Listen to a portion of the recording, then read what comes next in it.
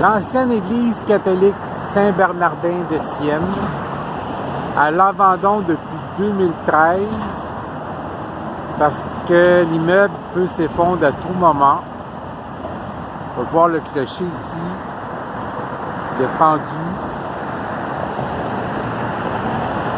C'est maintenant insalubre, c'est clôturé. Les graffitis un peu partout, placardés. Vous voyez ici, les fenêtres sont brisées.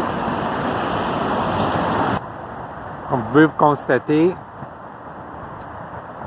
l'immeuble commence à tomber en morceaux.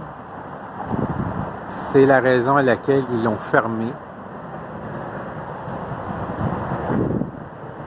Les jeunes qui se sont amusés, la météo qui a mis son grain de sel.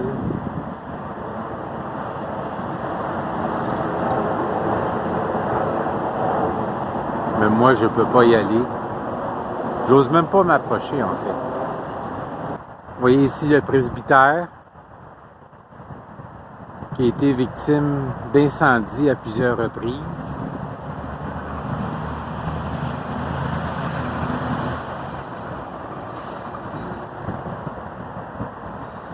Vous vous souvenez de la technologie moderne, c'est bien.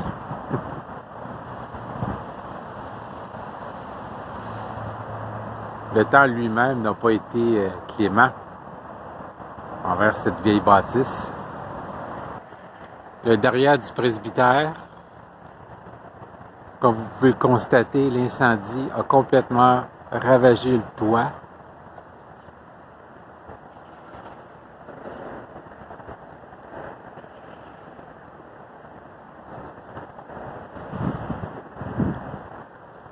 Le derrière de l'église.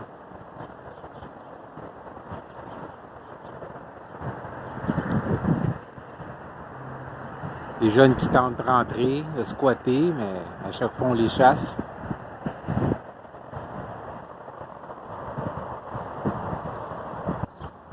Un autre angle du presbytère, parce qu'il y a eu un incendie, probablement criminel ou accidentel, on ne sait pas.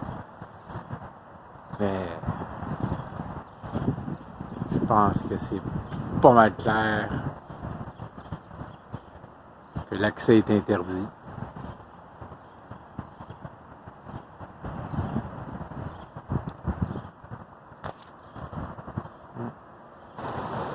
La bâtisse que je viens de vous montrer, c'est la bâtisse que mon église, l'église Christ en Action Évangélisation, a achetée dernièrement afin de s'établir plus tard.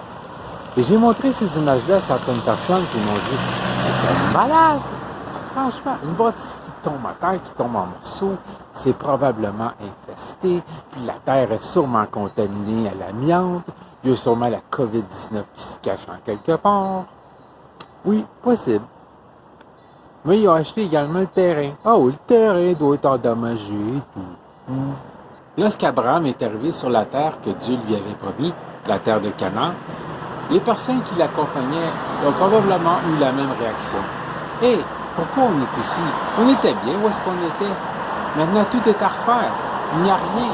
En plus, on est entouré par des villes où il y a des mauvais rois. » Oui, c'est vrai, Abraham a dû repartir tout à zéro. A dû combattre des rois, a dû combattre les températures. Mais à la fin, Dieu lui avait fait une promesse, et c'est cette promesse qui lui a permis de tenir jusqu'au bout. Mon église va déménager, il va entretenir la terre, il va refaire une nouvelle bâtisse. Alors j'espère que le petit message aujourd'hui vous a plu. N'oubliez pas, quand vous allez dans un nouvel endroit, prenez-en bien soin. À la première apparence, c'est peut-être pas ce que vous pensiez, mais une fois que vous l'avez entretenu, les promesses de Dieu peuvent s'accomplir.